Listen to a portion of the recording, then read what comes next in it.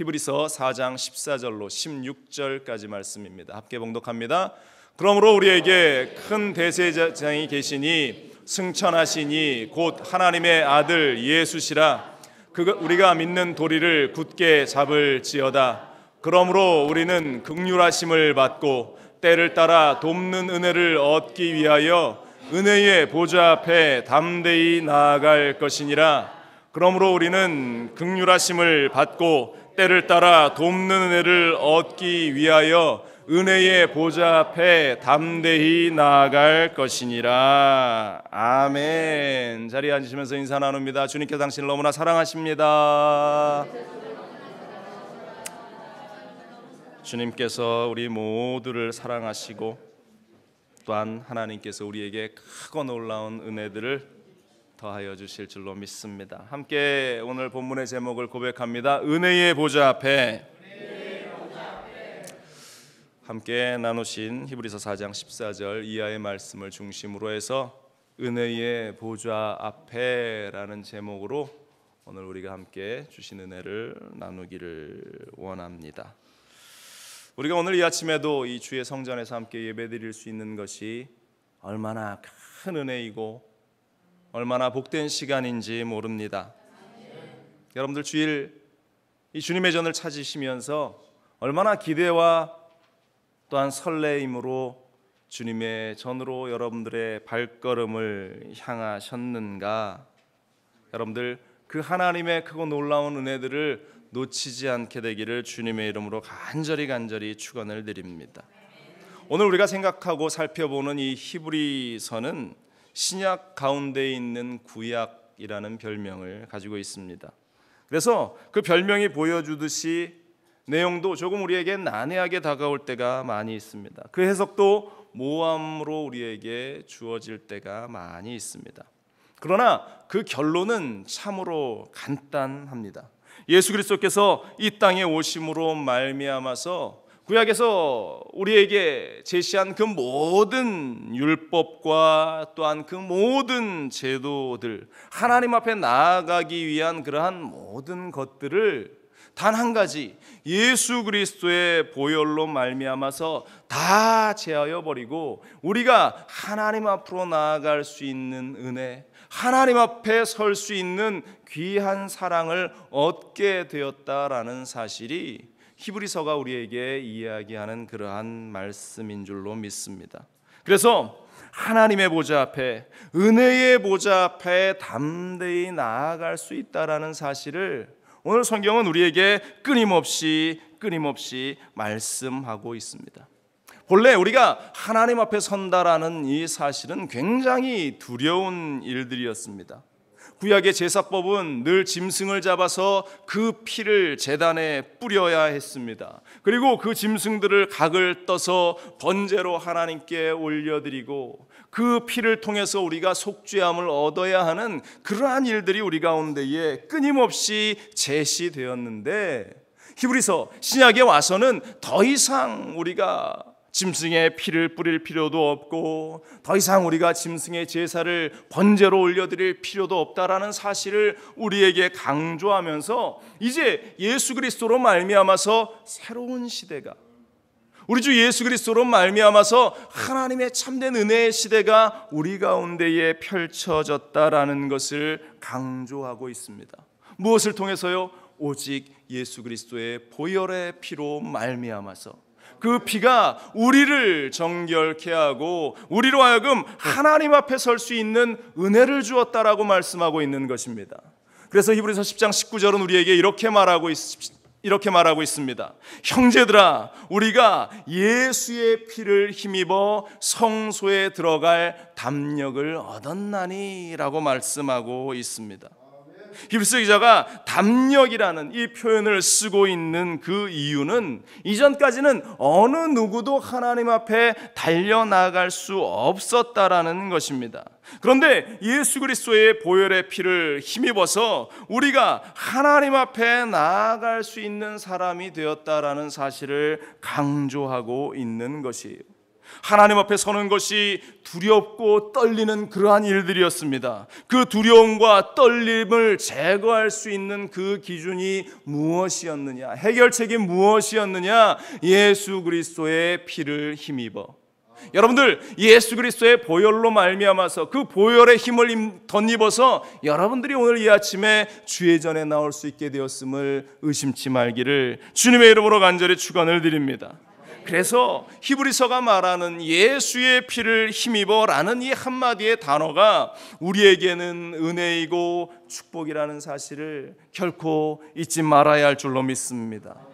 그렇다면 이런 은혜를 입은 우리가, 이 은혜를 입은 우리가 보좌 앞에서 어떠한 모습으로 서 있어야 하는가, 오늘 우리가 함께 생각해 보기를 원하는데요. 첫 번째로 우리는 흔들리지 말아야 한다라는 것입니다.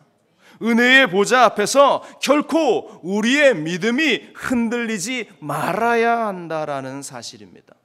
오늘 본문 14절은 이렇게 말하고 있습니다. 그러므로 우리에게 큰 대제사장이 계시니 승천하시니 곧 하나님의 아들 예수시라. 우리가 믿는 도리를 굳게 잡을지어다 라고 말씀하고 있습니다. 여러분들, 우리가 느끼는 그 두려움의 요소는 어떠한 것들입니까? 여러분들, 어떠한 일들 때문에 두려움을 느낄 때가 있습니까? 저는요, 놀이기구를 잘 못합니다.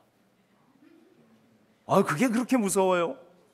놀이기구를 타서 높은 꼭대기에서 바이킹을 타고 쫙 떨어지면 오금을 저린다는 표현이 얼마나 그게 무서운지. 또 높은 곳에 서 있는 것을 그렇게 좋아하지 않습니다. 높은 곳에 서 있으면 다리가 막 후들후들 떨려요. 고소공포증이라고 하나요? 그러한 것들 때문에 그러한 일들이 너무나 저에게 두려움을 가져다 주는데요. 유심히 생각해 보면 그 모든 것들이 어찌 보면 우리의 감각으로부터 기인된 것이 아닌가, 우리의 감각을 흔들어 놓기 때문에 비롯되는 것이다라는 생각을 하게 됩니다. 눈이 높은 곳에 있다라는 것을 보게 되면 그것이 뇌로 전달되어서 그곳 가운데에 서 있는 것이 두렵다고 느끼게 되는 것이고, 또 우리의 몸의 감각들이 막 흔들거려서 나를 보호하고 있는 어떠한 보호장치가 깨어져 버릴 것이다라는 그러한 생각이 들기 시작하면서 우리는 두려움들 가운데에 나의 마음이 흔들리고 나의 생각이 흔들리게 되어진다라는 사실이죠. 여러분들, 밤새 그렇게 노를 저어갔던 그 제자들의 모습, 그 풍랑 가운데에서 두려움을 느꼈던 제자들의 모습을 우리는 생생하게 기억하고 있습니다. 마가복음 4장 37절 이하에는 이렇게 말하고 있어요. 큰 광풍이 일어나며 물결이 배에 부딪혀 들어와 배에 가득하게 되었더라. 예수께서는 고물에서 베개를 베고 주무시더니 제자들이 깨우며 이르되 선생님이여, 우리가 죽게 된 것을 돌보지 아니하시나이까. 제자들이 지금 이 불확실한 그러한 미래 때문에 풍랑이는 그러한 바다 한가운데에서 배가 깨어질 것 같은 그러한 염려 속에서 두려움을 느끼고 있다라는 사실입니다.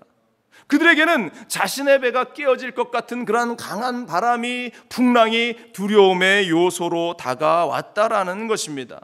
여러분들, 무엇 때문에 두려워하고 있습니까? 무엇 때문에 떨림 가운데에 하루하루를 보내고 있습니까? 여러분들, 나의 삶에 우리 주님이 함께 하신다라는 이 확실한 사실을 우리는 잊지 말아야 할 것입니다.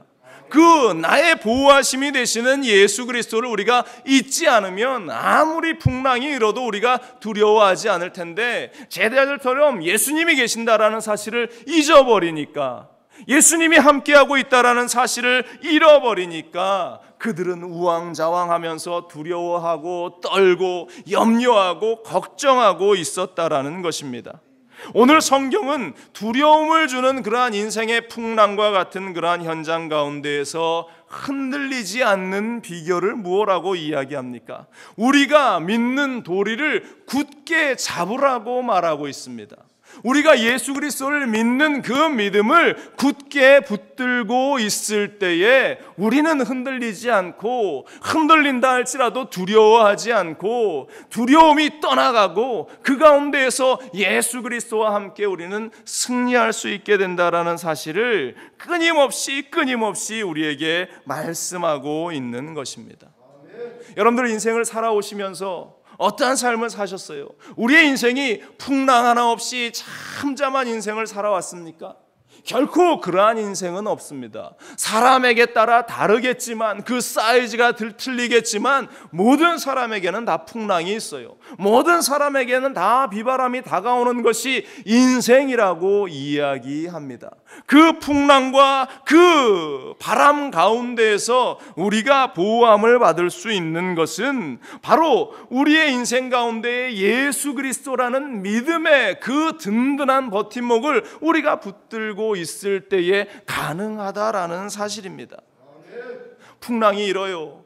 태풍이 다가옵니다. 바다에도 태풍이 일어야 그 모든 것들을 한번 엎어뜨리고 그 안에 있는 모든 불순물들을 다 한번 엎어뜨려 놔야 그 바다가 생존할 수 있는 겁니다. 바다에 바람이 일지 않고 풍랑이 일지 않으면 그 바다는 곧 썩어버릴 수밖에 없듯이 우리의 인생의 풍랑의 기능도 그러한 역할을 하는데, 우리가 그 풍랑 가운데에 놓여졌을 때의 중요한 것은 풍랑에 휩쓸려 버리고 태풍에 휩쓸려 버려서 인생을 포기하는 그러한 어리석은 인생이 아니라 믿음의 돌이 우리 주 예수 그리스도를 든든하게 붙잡고 태풍이 불 때에 뽑히지 않을 큰 나무에 우리의 몸을 묶어서 흔들리지 않도록 고정시키는 것과 같이 믿음의 돌이신 예수 그리스도에게 우리를 묶고 단단히 그 믿음을 지켜나갈 때에, 흔들리지 않는 그 은혜의 자리를 우리가 지켜나갈 때에 은혜의 보좌 앞에 서 있는 진실한 그리스도의 모습,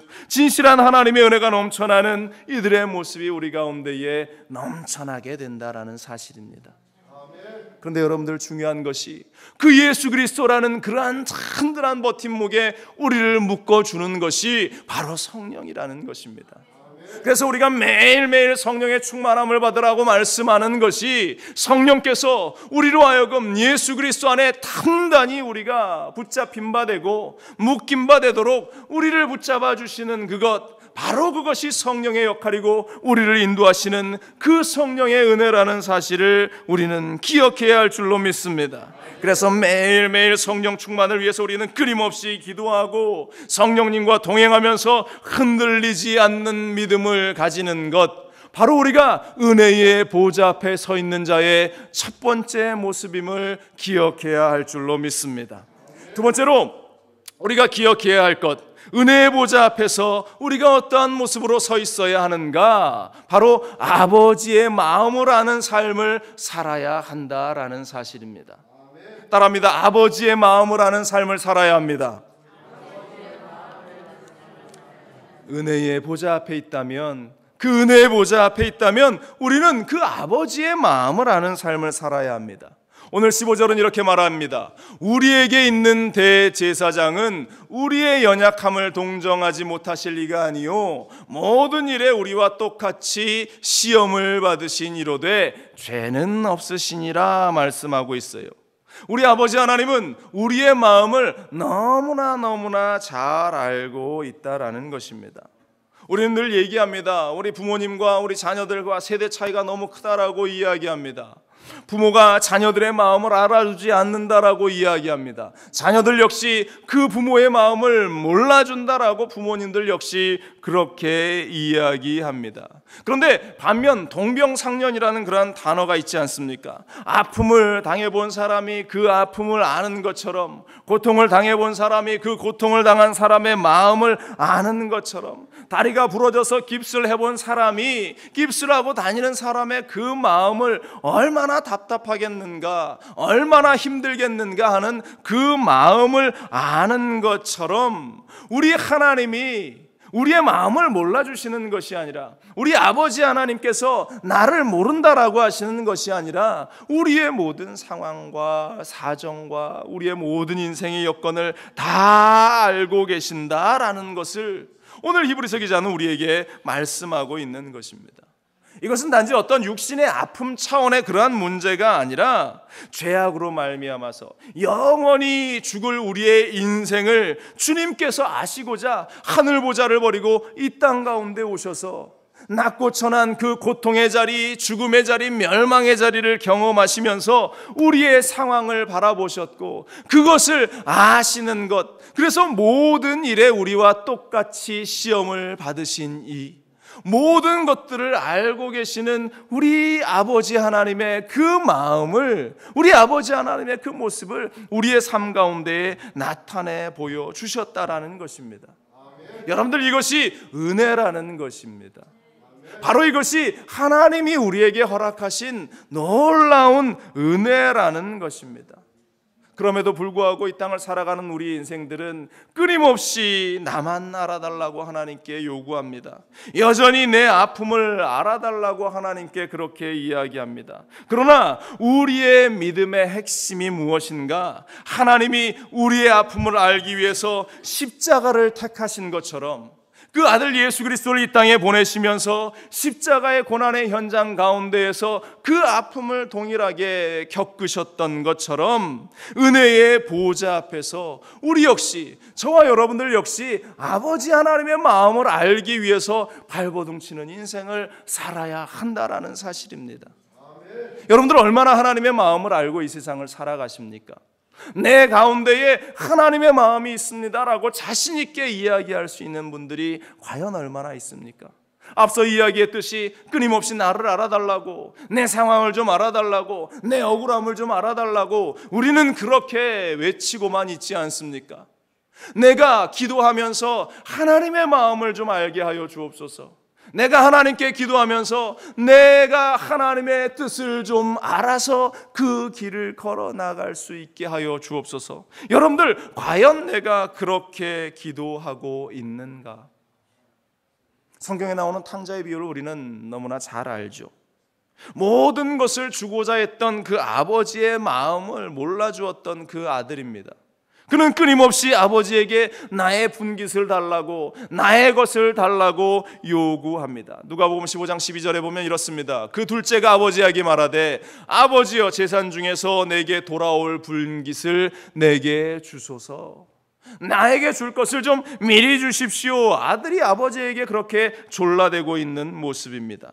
아버지가 얼마나 말렸겠어요. 그러지 마라. 이 모든 것은 다 너의 것이 될 것인데, 이 모든 것은 이제 다 결국 너의 것이 될 것인데 왜 그렇게 서두르고 있느냐, 왜 그렇게 조바심을 내느냐, 이 말을 하지 않았겠습니까? 결국 고집대로 이 둘째 아들은 자신의 재산을 가지고 먼 나라로 떠납니다. 그 결과를 우리는 잘 알죠. 얼마 있지 않아서 빈털터리가 되어버리고 그제서야, 그 고통의 현장 속에서야 비로소 아버지의 그 마음을 알고 아버지에게로 돌아가야겠다, 아버지의 집으로 돌아가야겠다라고 그렇게 외치는 아들의 모습. 17절로 18절은 말합니다. 이에 스스로 돌이켜 이르되 내 아버지에게는 양식이 풍족한 품꾼이 얼마나 많은가. 나는 여기서 주려 죽는구나. 내가 일어나 아버지께 가서 이르기를 아버지, 내가 하늘과 아버지께 죄를 지었사오니. 아들이 이제 비로소 아버지의 마음을 알고 돌이켜 돌아서는데 그 대가가 얼마나 고통스럽고 아프고 눈물겨웠는가라는 사실을 우리는 성경을 통해서 잘 알고 있습니다. 여러분들, 우리가 아버지의 마음, 우리 하나님의 그 마음을 아는데 이 어리석은 탕자와 같은 그러한 과오를, 그러한 모습을 걸어가지 않기를 간절히 바랍니다. 어리석은 자처럼 그것을 꼭 내가 해봐야 아는 것이 아니라 미리 아버지 하나님의 그 마음을 알고 하나님이 원하시는 그 간절한 모습을 알면서 우리가 먼저 하나님 앞에 나아가서 하나님의 기쁨이 되고 나에게 주신 은혜에 감사하며 기도하며 아버지 하나님의 마음을 알고 세상 가운데 그 마음을 전하는 아들이 된다면, 그 자녀가 된다면 우리 하나님께서 얼마나 기뻐하시겠는가. 여러분들, 은혜의 보좌 앞에서 살아가는 우리의 삶은 아버지의 마음을 알아서 살아가는 삶인 줄로 믿습니다. 하나님이 원하시는 마음을 알고 하나님이 걸어가기를 원하시는 길을 걸어가고 하나님이 기뻐하시는 일을 하는 것, 그것은 아주 작은 것에서부터 멀리 우리가 열심히 선교를 하는 그 일에 이르기까지 우리의 작은 삶부터 큰 모든 일들까지 하나님의 마음을 알아서 행해 나가는 그 일, 바로 그 모든 일들이 아버지의 마음을 알고 행해 나가는 일들이 되어야 할 줄로 믿습니다.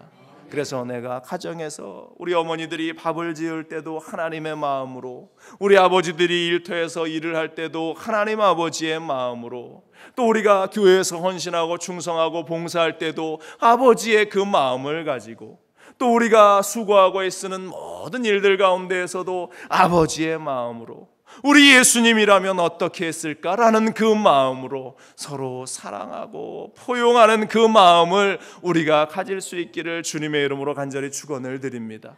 아버지의 그 마음, 돌아온 탕자를 다시 품에 안았던 그 아버지의 마음, 우리가 이제 금토주 우리가 성령 5번째 성령 축제를 가지게 되는데요, 그 주제가 이것입니다. 서로 사랑하게 하시는 성령. 아버지 하나님의 그 마음이 우리로 하여금 서로 사랑하고 용서하고 포용하고 품에 안을 수 있게 하기 위한 그 마음, 예수 그리스도를 이 땅 가운데 보내셔서 죄인인 우리를 사랑으로 인도하셨던 그 아버지의 마음을 너희도 알아라 하고 말씀하시는 그 하나님의 그 마음, 그 마음을 우리가 가지며 살아갈 수 있기를 주님의 이름으로 간절히 축원을 드립니다. 은혜의 보좌 앞에 서 있는 사람이라면, 은혜의 보좌 앞에 서 있는 자들이라면 아버지의 마음을 알고 그 마음을 따라서 살아나가는 인생들이 되어질 줄로 믿습니다. 세 번째로 우리가 은혜의 보좌 앞에서 어떠한 모습으로 서 있어야 하는가? 바로 이것입니다. 예배 중심의 삶을 살아야 한다라는 사실입니다. 따라합니다. 예배 중심의 삶을 살아야 합니다. 바로 아버지의 마음을 알고 살아가는 그러한 사람의 모습은 하나님 앞에서 예배하는 자로서의 모습을 살아간다라는 사실입니다. 오늘 16절은 말합니다. 그러므로 우리는 긍휼하심을 받고 때를 따라 돕는 은혜를 얻기 위하여 은혜의 보좌 앞에 담대히 나아갈 것이다, 이렇게 말을 하고 있어요.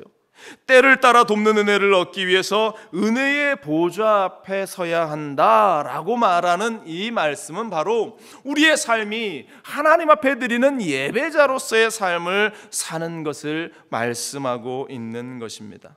은혜의 보좌 앞에 서는 우리의 모습, 이스라엘 백성들의 역사를 우리는 너무나 잘 알고 있습니다. 그들이 하나님 앞에 온전한 예배를 올려드리고 하나님이 기뻐하시는 그 예배 자리에 늘 서 있었을 때는 하나님이 주시는 복이 그들 가운데에 끊이지 않았습니다.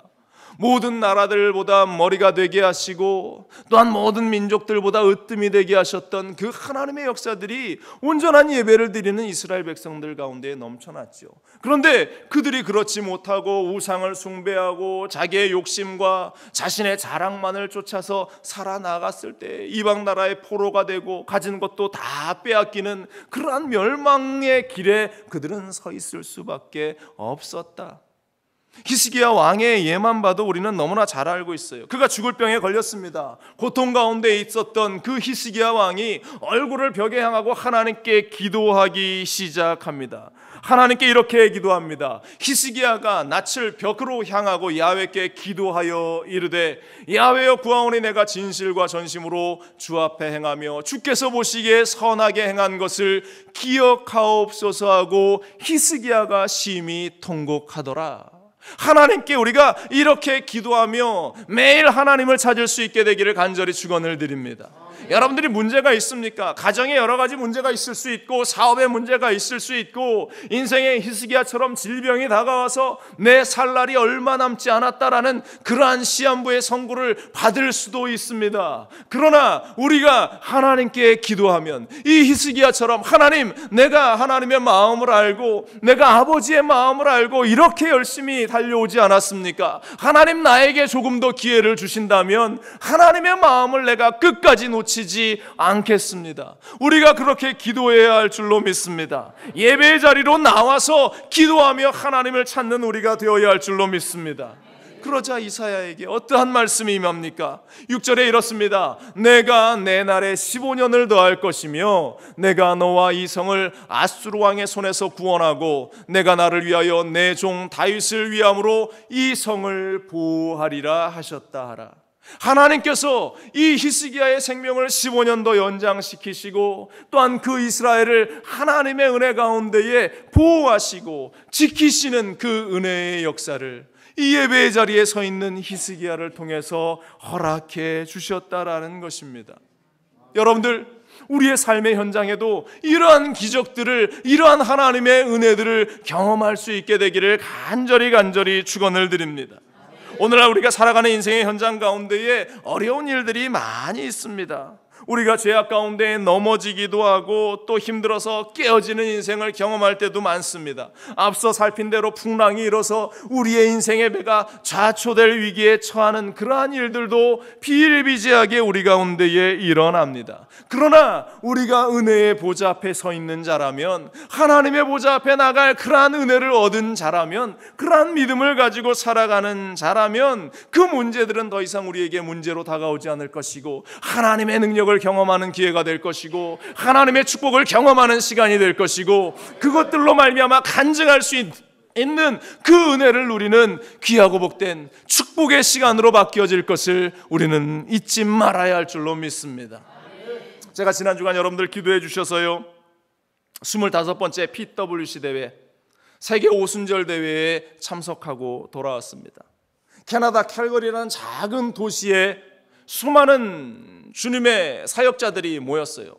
오순절 계통에 목사님들이 3,500명, 한 4,000명 가까운 인원들이 모여서 함께 그 자리에서 기도하는데요, 그들이 사역의 현장 가운데에서 힘겨워하고 아파하고 눈물을 흘렸던 그러한 마음을 가지고 주님께 나와서 기도하는데요, 첫 번째 찬양 한 곡을 딱 하나님께 올려드렸는데 그 4,000명 가까이 모인 그 현장 가운데에 얼마나 큰 하나님의 기름 부으심이 넘쳐나는지 아마도 오순절교회 목사님들이 모여서 더 그러지 않았는가라는 생각을 해보게 됩니다. 멀리 아프리카에서도 모이고 유럽에서도 모이고 전 세계 대륙 아시아에서도 모이고 수많은 그 주의 종들이 모여서 그 자리에서 다시금 내가 하나님의 은혜를 사모하면서 성령의 충만함을 구하면서 그들이 기도하는데 그 자리 가운데에 이것이 하나님께서 역사하셨던 오순절 마가의 다락방에 임했던 하나님의 역사의 현장이구나. 각각의 말은 달라도 한 마음으로 그들이 서로 통하게 되는 그러한 은혜를 느끼면서 우리가 은혜의 보좌 앞에 서 있는 자로서 이 예배의 자리를 사모하는 자, 예배를 사모하고 예배의 갈급함으로 주님 앞에 나가는 자가 되어야 하겠다라는 그러한 결단을 하게 되었습니다. 아멘. 여러분들, 은혜의 보좌 앞에 서 있는 자가 되기를 바랍니다. 은혜의 보좌 앞에 서 있는 자라면 우리의 삶이 하나님을 향해서 예배하는 자의 그 자리를 놓치지 않게 되기를 주님의 이름으로 간절히 축원을 드립니다. 성경에 아브라함과 그 조카 롯의 이야기가 등장하고 있습니다. 아브라함과 롯의 차이가 무엇이었습니까? 아브라함은 하나님 앞에 예배드리는 자였어요. 어떠한 상황이 되었건 거처를 어디에 옮겼건 그는 하나님께 먼저 제단을 쌓고 예배를 드리는 일로 시작합니다. 그런데 롯의 경우는 달랐습니다. 어디가 좋은지 주변을 둘러보는 것이 그의 첫 번째 시선이었어요. 이 땅이 좋구나, 이 땅이 비옥하구나. 결국 아브라함과 롯이 갈라서는 그러한 현장 가운데에 이 롯은 하나님의 기준이 아니라 그가 자신의 인간의 눈으로 어느 땅이 더 비옥한가만을 바라봤기 때문에 소돔과 고모라가 있는 그러한 소알 지역으로 그는 내려갔다.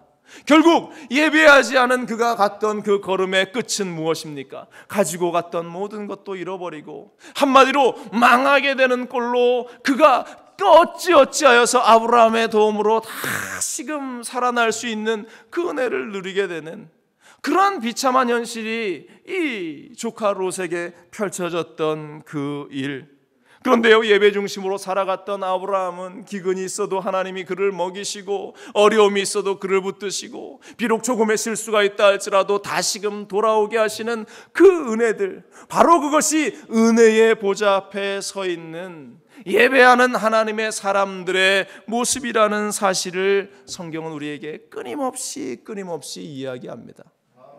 이러한 것을 통해서 우리가 얻을 수 있는 결론은 그거예요.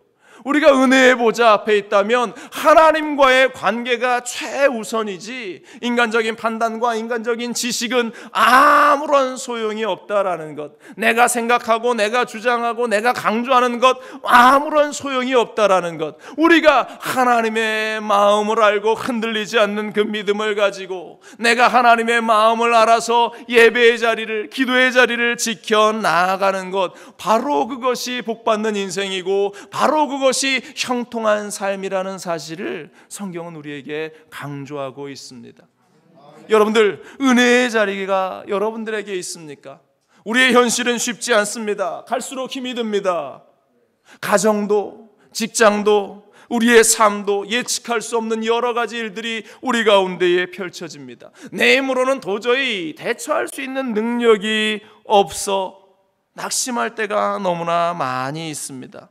시련이 찾아오고 환난이 다가옵니다.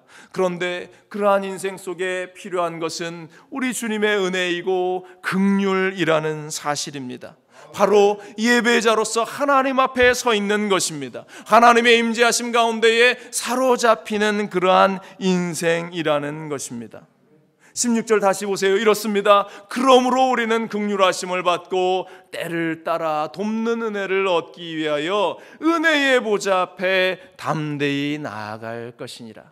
때를 따라 우리를 돕는 하나님의 은혜를 놓치지 않는 인생들이 되어야 할 것입니다.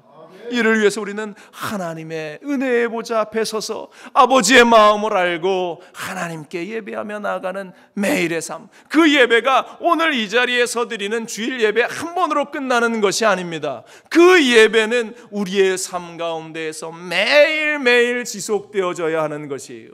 그래서 새벽에 나와서 여러분들에게 기도하라고 말씀드리는 것이고, 매일 여러분들 걸어 나가는 인생 가운데 하나님을 기억하며 동행하라고 말씀드리는 것입니다. 로렌스 형제라는 그러한 수도원에서 일했던 친구가 있습니다. 하나님의 임재 연습이라는 그러한 책을 중세 때에 그가 수도원에서 사역하면서 그가 쓴 일기와 또 누군가에게 보낸 편지들을 모아서 만들어 놓은 그러한 책이 있는데요, 이 로렌스 형제라는 이 친구는 신부도 아니었습니다. 단지 수도원에서 훈련받기 위해서 들어갔던 그러한 수도사 중에 한 명. 그래서 사람들은 그를 형제라고 불렀습니다. 수도원에서 온갖 허드렛 일을 거둡니다. 청소를 합니다. 주방에 음식을 만들어서 신부님들을 대접합니다.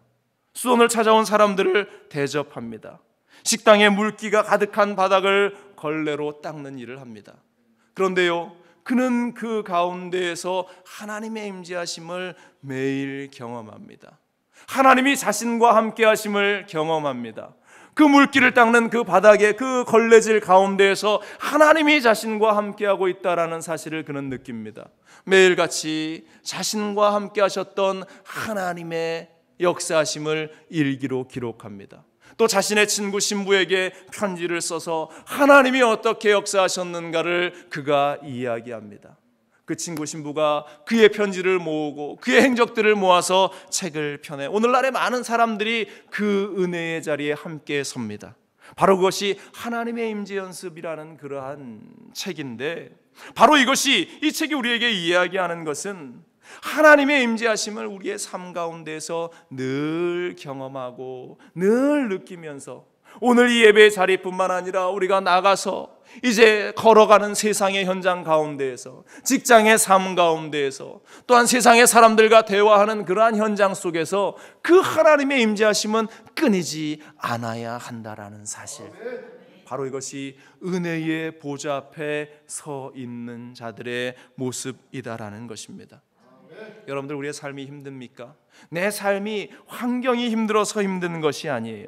은혜의 보좌가 활짝 열려서 은혜의 보좌 앞에 나아갈 그러한 담력, 그 은혜가 우리에게 주어졌음에도 불구하고 우리가 은혜의 자리에 서 있지 않기 때문에 우리는 힘이 든 것입니다. 하나님의 임재가 가득한 이 시대를 살아감에도 그 은혜를 느끼지 못하고 살기 때문에 우리의 인생이 힘든 것입니다. 여러분들 지난 한 주 돌아보세요. 내가 얼마나 하나님의 은혜를 느끼고 하나님의 임재를 내가 느끼면서 살아왔는가. 그렇지 못했다면 오늘 이 시간 여러분들 회개하기를 바랍니다. 나의 시선으로 사람을 비판했다면 오늘 이 시간 여러분들 회개하기 바랍니다. 하나님의 임재함을 느끼면서 하나님이 나에게 주신 그 귀한 은혜들을 우리가 기억할 수 있기를 주님의 이름으로 간절히 축원을 드리고, 오늘 본문 제목처럼 은혜의 보좌 앞에 내가 서서 흔들리지 않는 그 믿음을 가지고 또 아버지 하나님의 그 마음을 가지고 예배의 자리에서, 그것이 이 공예배의 현장뿐만 아니라 나의 삶의 예배의 현장, 나의 인생의 예배의 현장 가운데에서도 하나님의 음성을 들으며 그 임재하심으로 말미암아 힘을 얻는 우리가 될 수 있기를 주님의 이름으로 간절히 축원을 드립니다. 우리 하나님께서 여러분들의 인생을 책임지시고 여러분들의 걸음을 붙잡아 주실 줄로 믿습니다. 기도하겠습니다.